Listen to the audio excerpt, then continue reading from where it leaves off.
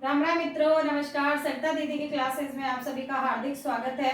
जैसा कि आपने थंबनेल में देख ही लिया होगा कि आज हम किस टॉपिक पे वार्तालाप करने वाले हैं। तो मित्रों, आज हमारा जो चर्चा का विषय है वो रहेगा रीट 2025। जैसा कि आप लोगों को सूचना मिल ही गई होगी कि जल्द ही यानी कि जनवरी के दूसरे सप्ताह में रीट पात्रता परीक्षा होने वाली है। तो आप सभी बिल्कुल तैयार हो जाइए, अलर्ट मोड पे हो जाइए। हमारे पास ज्यादा समय नहीं है, मात्र 80 से 90 दिन का समय है। और आज हम बात करने वाले हैं रीट परीक्षा के बारे में। जैसा कि आपने थंबनेल में भी देखा होगा कि हमारा आज चर्चा का जो विषय है वो बहुत ही महत्वपूर्ण विषय है, क्योंकि परीक्षा की तैयारी करना अलग चीज होता है और परीक्षा का पैटर्न, परीक्षा की थीम, परीक्षा का पूरा एक ढांचा और उसकी रूपरेखा समझना एक अलग विषय है। क्योंकि जब तक हमें उसकी रूपरेखा समझ में नहीं आएगी तब तक हम आगे अपनी परीक्षा की तैयारी अच्छे से नहीं कर पाएंगे। तो मैं आपका ज्यादा समय नहीं लूंगी, बस इतना ही कहूंगी, जो कि हमारी क्लासेस का एक प्रमुख स्लोगन रहा है कि उठो, जागो और तब तक ना रुको जब तक कि आपको आपका लक्ष्य प्राप्त ना हो जाए। तो मित्रों, जब तक हमें हमारी लक्ष्य प्राप्ति ना हो जाए हमें रुकना नहीं है, डटे रहना है। चाहे हम कितनी भी बार हार जाए लेकिन हमें हारना नहीं है, हार नहीं माननी है जब तक कि हमें हमारा लक्ष्य प्राप्त ना हो। तो ठीक है मित्रों, आज हम हमारा जो मुख्य विषय रहा है रीट, उस पर हम बात करते हैं। जैसे कि आपने थंबनेल में देखा कि हम क्या पढ़े और कैसे पढ़े। हमें क्या पढ़ना है, क्या पढ़े, कैसे पढ़े, ठीक है, इस पर हम चर्चा करेंगे। क्या पढ़े, कैसे पढ़े।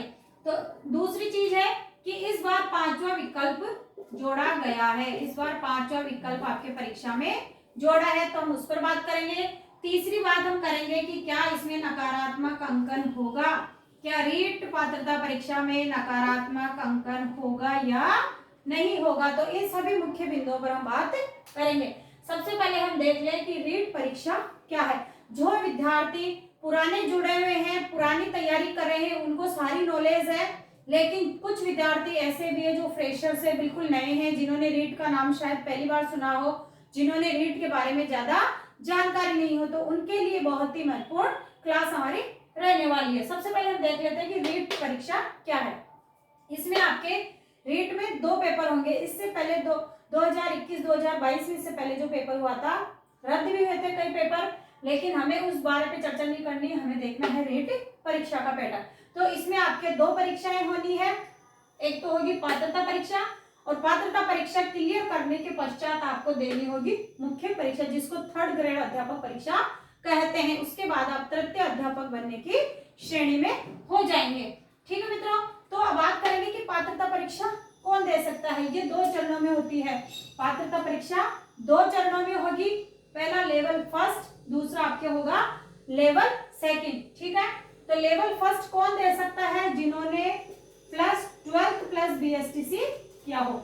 12th प्लस BSTC की डिग्री या DLED की डिग्री जिसके पास है, वो आपके लेवल 1 यानी कि प्राइमरी विद्यालय के अध्यापक बनते हैं, यानी कि 1ली से 5वीं तक के विद्यार्थियों को पढ़ाने योग्य माने जाते हैं। दूसरा होता है आपके लेवल 2, जिसका होता है आपके BA, यानी कि स्नातक, BA हो या BCom कुछ भी हो, आप BA होने चाहिए, प्लस आपको B.Ed की डिग्री आपके पास में होनी चाहिए। तो आप रीट लेवल 2 के लिए पात्र होंगे, जिसमें कि आप 6ठी से लेकर 8वीं तक के विद्यार्थियों को पढ़ाने योग्य अध्यापक बन जाएंगे। ठीक है मित्रों, तो ये तो हमारा पैटर्न था कि रीट पात्रता परीक्षा। और पात्रता में भी आपको इंपॉर्टेंट मैं बता दूं पात्रता के लिए क्या चाहिए। यहाँ पे B.Ed के साथ साथ आपको B.Ed में आपके 50% होना अनिवार्य है। B.Ed में आपके कितने अंक होने चाहिए, 50% अंक होने चाहिए, तभी आप रीट पात्रता के लिए पात्र होंगे। ठीक है, इसके बाद इसके 2 पेपर होंगे। एक पात्रता परीक्षा होगी जो कि प्रस्तावित है जनवरी के दूसरे सप्ताह में। जनवरी के दूसरे सप्ताह में होगी ये पात्रता परीक्षा आपकी, और इसी के कुछ दिनों बाद, 2-3 महीने बाद ही ये आपकी तारीख निकल कर आ जाएगी, आपका मुख्य पेपर होगा। और पात्रता परीक्षा कौन पास कर पाएगा, जो पात्रता परीक्षा में 60% उत्तीर्ण होना आवश्यक होगा मित्रों। ठीक है, जिनके पात्रता परीक्षा में 60% मार्क्स आ जाएंगे वो व्यक्ति पात्रता उत्तीर्ण कर लेगा और वो मुख्य परीक्षा के लिए एलिजिबल होगा, योग्य होगा। यहाँ तक आपको बात समझ में आई होगी मित्रों। आगे हम बात करते हैं जो हमारा मेन टॉपिक टॉपिक था कि हमें क्या पढ़े और कैसे पढ़े। तो मित्रों इसके लिए मैं आपको बता दूं कि आपको किताबों की भरमार इकट्ठा नहीं करनी है, जो कि मेरा मेन एक जो उद्देश्य रहता है बच्चों को समझाने का वो यही रहता है कि आपको किताबों की भरमार इकट्ठी नहीं करनी है। पहली बात, हमारे पास अधिक समय नहीं है, मात्र 2.5 से 3 महीने हमारे पास शेष बचे हैं। तो सबसे पहले आप काम करेंगे, अपना सिलेबस निकाल लीजिए और सबसे अच्छी तैयारी करने का तरीका होता है आपके आरबीएससी और आरबीएससी है ना, और एनसीईआरटी। आरबी और एनसीईआरटी की पुस्तकों का आप इस्तेमाल कीजिए। आप आरबीएससी और एनसीईआरटी पुस्तकों का अध्ययन कीजिए, इससे बेहतर कुछ भी नहीं है। ठीक है, क्योंकि जो रीड का जो पेपर बनाया जाता है वो ज्यादातर क्वेश्चंस आपके आरबीएससी और एनसीईआरटी पुस्तकों से ही उठाया जाता है, और आपको अपना बेस क्लियर करने के लिए भी आरबीएससी और एनसीईआरटी पुस्तकें ही पढ़नी चाहिए। ये मेरा मानना है मित्रों, मैंने जो पढ़ा है, मैंने जो समझा है, जो मैंने देखा, अनुभव किया है, वो चीज मैं आपको यहाँ बता रही हूँ। बाकी आप बाध्य नहीं है, आपको जो अच्छा लगे, जहां से अच्छी चीजें समझ में आए आप वहां से भी पढ़ सकते हैं। लेकिन आपका पहला उद्देश्य यही होना चाहिए कि आप पहले आरबीएससी एनसीईआरटी को अच्छे से क्लियर करें। उसके पश्चात आप कोई सी भी एक अच्छी गाइड ले आइए, क्योंकि गाइड में हमको फायदा सिर्फ इतना मिलता है कि सारा मैटर हमको एक स्थान पर उपलब्ध हो जाता है। ठीक है, इसके बाद हम बात करेंगे पांचों विकल्प कि इस बार हमेशा क्या होता था, एग्जाम में सिर्फ 4 ऑप्शन होते थे। एग्जाम में हमेशा सिर्फ 4 ऑप्शन दिए हुए होते थे, लेकिन फर्जीवाड़े को रोकने की वजह से एक नया मोड इसमें आया है, और वो आया है पांचों विकल्प इसमें जोड़ा गया है। 4 ऑप्शन की जगह इसमें अब आपके 5 ऑप्शन होंगे। तो हमें 5 ऑप्शन में क्या करना है, इसमें नियम ये रहेगा कि इसमें बात हम आगे की करते हैं, मैं जोड़ के बताऊंगी कि अगर नकारात्मक अंकन है या नहीं है। तो मित्रों बता दूं कि पात्रता परीक्षा में नकारात्मक अंकन यानी कि नेगेटिव मार्किंग आपके नहीं होगी, क्योंकि ये पात्रता परीक्षा है। लेकिन 5 विकल्प के तहत अगर आपने 10% क्वेश्चन अगर आपको आते हैं या नहीं आते हैं, अगर आपको गलत आता है तो आपने गलत ऑप्शन पर टिक किया है, तो आपका कोई नेगेटिव मार्किंग नहीं होगी।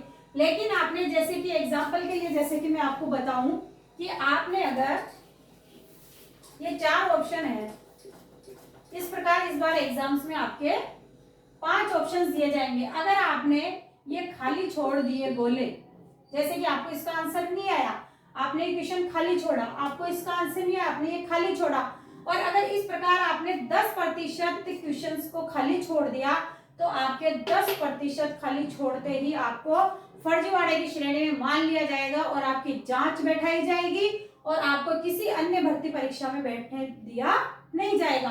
तो इसलिए हमें क्या करना है, क्योंकि इसमें नेगेटिव मार्किंग में से नहीं है, तो हमारा उत्तर चाहे गलती हो लेकिन हमें भरना है जो हमारा सही आंसर हो। और अगर हमें सही आंसर नहीं आता है तो हमें इसका जो 5वां विकल्प हमें वो भरना है। यानी कि कहने का तात्पर्य यही है कि हमें एक विकल्प तो अवश्य ही भरना है, उसको खाली वाला ऑप्शन आपको बिल्कुल ये वाला नहीं छोड़ना है, अन्यथा आप आने वाली आगामी सभी परीक्षाओं से वंचित रह जाएंगे। ये नियम इसी बार नया जोड़ा गया है मित्रों, तो इस पर आप विशेष रूप से फोकस करेंगे। इसके पश्चात ये जो हमारी रणनीति होगी कि हमें किस प्रकार से एक रूपरेखा तैयार करते हुए हमें हमारे एग्जाम पे फोकस करना है। ठीक है मित्रों, तो आज मेरा जो क्लास लाने का उद्देश्य यही था कि हमें किस प्रकार से अपनी रीड तैयारी की एक रूपरेखा तैयार करनी है, हमें उसका किस प्रकार से एक जो ढांचा है वो समझना है। तो मुझे विश्वास है कि आपको मेरी ये जानकारी अच्छी लगी होगी और आप इससे फायदा उठा पाएंगे। और अब मैं आपको निरंतर क्लासेस भी दूंगी। कल मैं एक नई क्लास डालूंगी जिसमें हम बात करेंगे कि रीड लेवल फर्स्ट में कौन कौन से विषय आते हैं और रीड लेवल सेकेंड में कौन कौन से विषय आते हैं। ठीक है मित्रों, अगर क्लास पसंद आ रही है तो please like share and subscribe करना ना भूलें, और प्लीज स्टेटस पे लगाएं और अपनी सरिता दीदी का हौसला बढ़ाएं और निरंतर तैयारी करते रहें और एक दिन आप अपनी सफलता को हासिल कर लें। धन्यवाद।